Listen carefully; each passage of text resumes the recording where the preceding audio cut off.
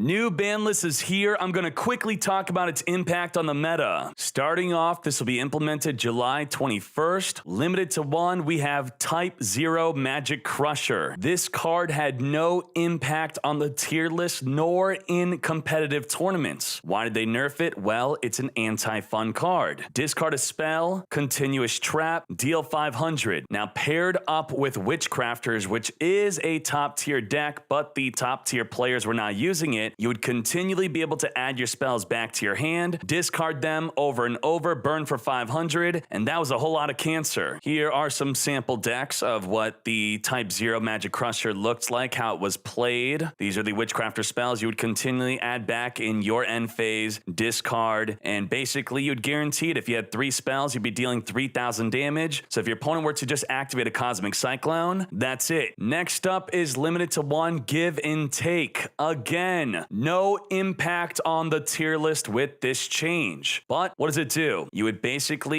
activate your Neos Fusion. You would send a Ra's Disciple from your deck to the graveyard. Ra's Disciple says, when you control this card could not be tributed except for the tribute of Slifer. Also, you cannot special summon monsters. So just like that, give and take set with the Neos Fusion, give them the Ra's Disciple. They can't even econ take with it. Very rarely would they have a way to get it off the field. So quickly you might be thinking, well, Dkayed, your tier list has nothing to do with Duel Links. Wrong. These cards they're nerfing is not even in the top 50 most played cards in game of Duel Links. This just shows that Konami is being proactive, even with cards that are not popular, just doing their best to remove future problems and or anti-cancer cards. So I have to commend Konami for this. Very happy to see that. Even though the cards are not popular in game, nor played in competitive tournaments, they are making an effort to ensure that the game stays fun and that you do not lose to anti-fun. As we move on with the ban list, we will see clear examples of decks being limited due to competitive tournaments, even if not popular in game, while also seeing more cards not used in tournaments but are popular in game. I'm very happy to see this. This shows that Konami does in fact take into consideration the competitive community for Duel Links, while also limiting anti-fun cards, in addition to addressing popular cards in game. Moving on to semi-limits, Magician's Rod Semi-Limited. Dark Magician is a tier 2 deck right now, and if we look at the Dark Magician breakdown automated by the last few weeks of King of Games and tournament decks, you could see that Rod is played at 3. Now if we cheat by looking ahead, we could also see that Dark Illusion was removed off of the ban list. So what's going to happen here? You're going to have to just play 2 Rod, and according to this, people were playing 1 Dark Illusion and 1 Treacherous, potentially playing another semi-limit card also. So no longer do they get to play Treacherous. They could play as many Dark Illusions as they want. They could play possibly 2. I don't think you'd want to play more than 2. If we look at this, 2 is played in 32% of decks by taking out the Treacherous. Here's a sample deck of what it looks like before the nerf, and just like that, the Treacherous could turn into another Dark Illusion, and then you just go down to 2 Magician's Rod. If you go first and you play 3 Rod, you had a 50.9% chance to open up a Rod. By dropping it to 2, it nerfs it to 37%. I still think Dark Magician will be a top tier deck, but this definitely does hurt as the core of the deck is opening up with Navigation, Circle, and Dark Magician, and Rod was helping to make that combo much more consistent. Next up, we have Shiranui Squire being semi-limited. This is a tier 2 deck. If we look at the breakdown, everyone was pretty much playing the deck with 3 Squire. Now again, similar to Dark Magician, if we look ahead, we could see that Spectral Sword has been unlimited. So if we look at a recent top tier example of the deck, basically Squire and the Spectral Sword will just swap places, and less consistently as we saw at the Rod, instead of 50% opening up a Squire, now it's going to be about 37%. Will the deck still be top tier? I think so. Maybe drop to tier 3. We'll see. Next up, we have Cybernetic Overflow. Cyber Dragons being a tier 3 deck. Let's see the impact on the deck based off the automated breakdown. It looks like they are playing 3 Overflows. So that does hurt the consistency of opening up with this card. What it would do, it would destroy cards your opponent controls without targeting. So that was a great card for dealing with cards like Saber Dancer. Also, the deck played Enemy Controller. No longer can it play Enemy Controller controller. You're going to play 2 overflow, so you do reduce that. Here's a top tier example of the deck, completely automated, and goodbye to double econ. Keep double overflow though. And also, looking ahead, there's a change with Cyber Style that we should discuss. Cyber Style, right here's the change. I'm just gonna break it down in my own words. You can no longer use it at 3000 life. You must be at 2000 or 1000 below to even activate it. And the big change with it is, in addition to not being able to use it at 3000 life, is you cannot special summon nor attack except for fusion monsters. So you could special summon a fusion monster, and you could only attack with a fusion monster if you have a Proto Cyber Dragon on the field being summoned from the skill. So not anymore can you have a Veer plus 2 Proto Cybers, boosting them up, attack with all 3 of them. You can't do that anymore. You can't attack with the Proto Cybers themselves. You can't attack with any other monster with a Proto Cyber on the field. Only fusion monsters can attack. That is quite the nerf, while also maintaining that it's still going to be used. So the skill is still going to be used, but it is greatly nerfed. You're not going to be able to Cosmic Cycle on the back row, summon a core, search for a Cyberload Fusion, activate the skill, activate Cyberload Fusion, then win that turn. So it will reduce the consistency of winning on turn 2, and also the turn 1 consistency of opening up with overflow and basically winning on the follow-up turn will also be reduced with this deck. Will it still be top tier? It is quite an impact, but potentially I could see it still being a top tier deck. Next up is Dragoonity Divine Lance. Now, Dragoonity's not on the tier list, but still a popular deck for reaching King of Games with. Let's check out the breakdown. So first of all, what does the card do? It basically makes your Dragoonity immune to traps while also making your combo more consistent, to equip a tuner from your deck, to ultimately lead into your Ascalon, your main boss monster that banishes monsters off the field and wins the game. Your main win condition, your main boss monster. So if we look at the breakdown, the deck was playing 3, and also they're playing Hate Your Nade to return all set cards back to the hand. So no longer can you play Hate Your Nade, you can't sack with the Hate Your Nade no more, and the Lance is going to 2. So let's look at a sample deck of what that looks like. Goodbye Trunade, goodbye to the 3rd Lance. So now you have some extra room. Looking at this deck, you could just add in some protection instead of sacking your opponents. Will it still be King of Games worthy? I definitely think so. The threshold for being King of Games worthy is quite low. It already wasn't a top tier deck, and this is not going to help it anymore for getting on the tier list. But still, if you are a Dragoonity lover, this is quite upsetting, but still a playable deck. Next up is Lunalight Crimson Fox. Now, if you're a Lunalight lover, you might be thinking, why was this semi-limited? Well, unfortunately, it's not because of the Lunalight deck. Again, a deck that is not on the tier list, but it is a popular deck for potentially reaching King of Games with. It is a King of Games worthy deck. The deck, Lunalights itself, they would play 3, and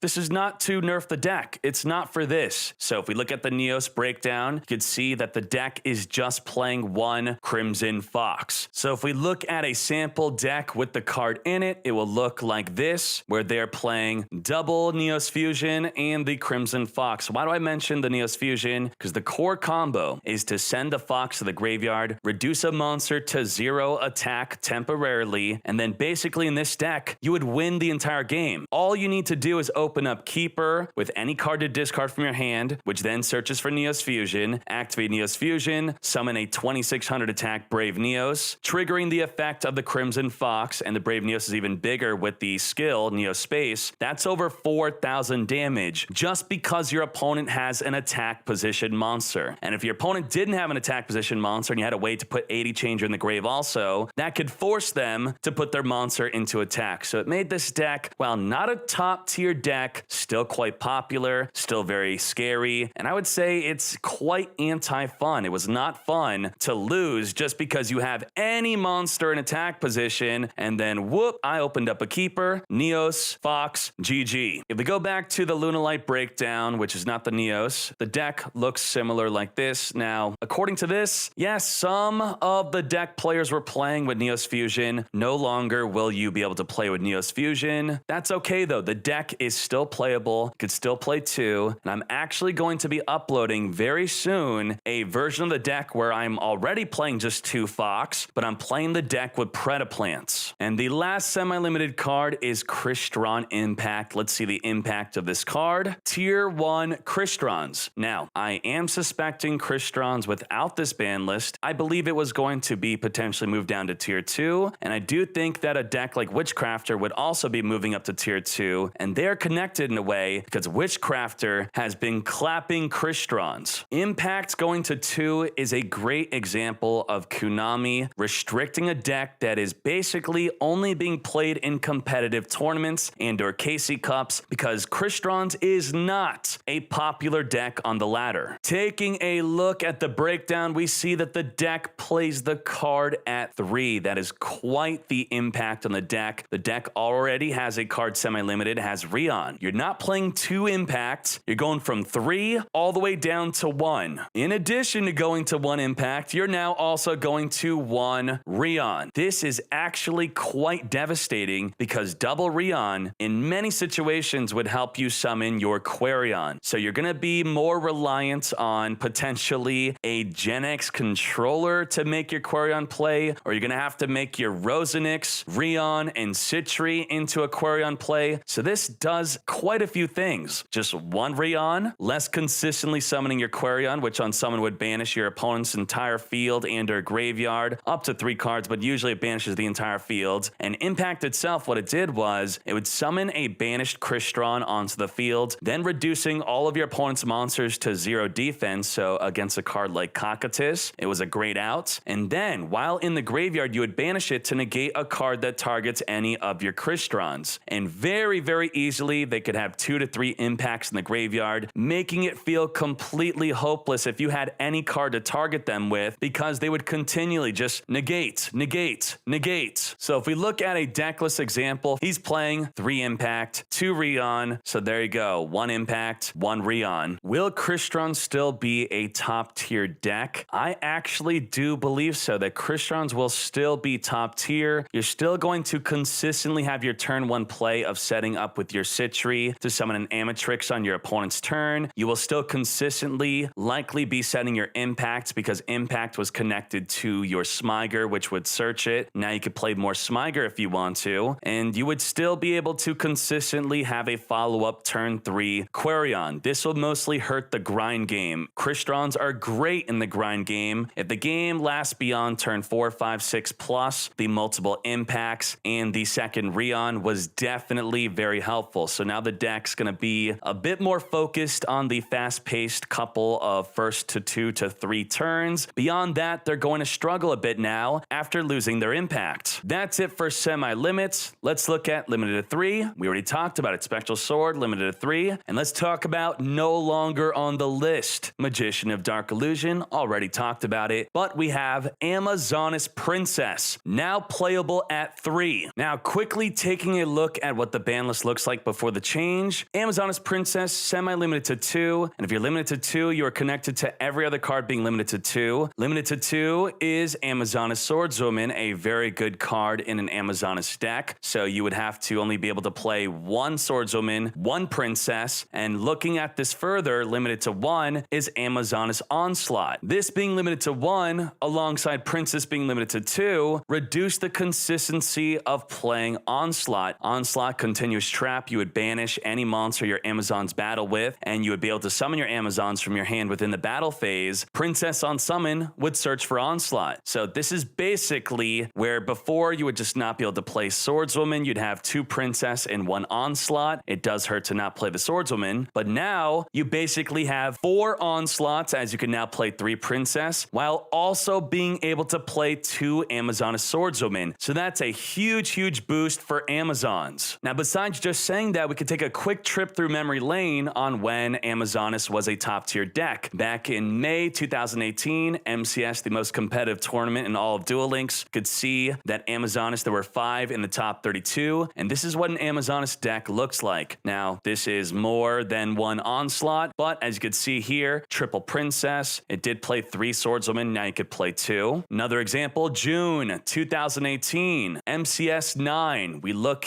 and it looks similar to the other deck we looked at. Again, March 2019, now there's Some big differences with the Amazonas deck. Boom. This was with Onslaught at 1 and it got top 4 of an MCS. You could basically build exactly this. Well, now you could play triple princess, so that's even better than this. Instead of 3 swordswomen, you get to play 3 princess and 2 swordswomen. So this is better than this with the new change. Looking again, we have 2019 April. The deck looked like this. Swordswoman also reduced, and they were only playing 2 princess with 1 onslaught, or I believe they were just choosing to not play 3 swordswomen on here. This is just showing the new changes. So again, triple princess, build something like this, and you're good. And the last example I'll show, May 2019, MCS, top 16. There you go. Build something similar to this besides the parasite infestation. Obviously, that got nerfed a long time ago. Triple princess, 2 swordswomen, 1 onslaught, bunch of traps, probably play endless trap hell. So you basically already have really good templates for coming back in with Amazonas. Now moving on to skill changes. We already talked about cyber style, and we're just going to basically be talking about draw, send, spell, trap. Draw, send, spell, trap is no longer usable unless you have 3 or more different named spell/traps in your deck. What does this mean? What was the impact in the tier list? Well, there were no top tier decks playing this skill, but what was playing it was a KC Cup top global deck, and many people were replicating playing this deck in tournaments still, but not good enough to be top tier, and many people were reaching King of Games with this, and I will be uploading the video potentially today on how to use this deck before it gets banned. And basically you would abuse one of the most powerful cards in the game, being Grassset Screener. Grassset Screener would mill your deck until your deck size is equal to your opponent's, and basically play a ton of hand traps, prevent damage, just allow your opponent to perfectly deal 1000 damage, then guaranteed draw into a limited to 1 Grassset Screener. And if this deck you're looking at right here, this is a Block Dragon deck. If you took 1000 life and your opponent would go for it if they had lethal, you would take 1000 at least, then stop the other attacks with the Sphere Kribo, Parry Knights, this super heavy card, the Kiteroids. If you follow up with a Grassset Screener, which is guaranteed afterward, you basically won. This is called a Block Dragon 1 turn kill deck. You would continually summon Block Dragon, synchro into a Black Rose, follow up synchro into Vermilion. You don't even need to synchro more beyond that. Then you would just resummon Block Dragon after all that synchro summoning and searching by sending it to the graveyard for a synchro, and you'd win the game. And you would not only just win the game, you'd win it with a consistent Amano Awato, turning off your opponent's Sphere Kribos and Kiteroids, as no monster effects can be activated, and this is searchable as long as you synchro with the Block Dragon. So this was really broken. If you don't know how this deck works, I will show you how it works later today in an upload. Now, something very interesting on the top decks page of duellinksmeta.com, you could see all the decks that are topping tournaments and are reaching King of Games in the last 2 weeks. You could sort it to 4 weeks, 2 weeks, whatever. Now I could switch it over to the new ban list. Watch Dark Magician disappear. Boom. Now that does not mean that Dark Magician's not going to be viable. It just means that look at all the decks that are not affected by the ban list at all whatsoever. No skill changes, no card changes affected these decks, the popularity of them. But boom, right back over to here, you see Dark Magician, Kristrons, then you flip back over, they disappear off the list. Also, look at Shiranui over here. Boom, they basically disappear off the list. But, you know, that's just because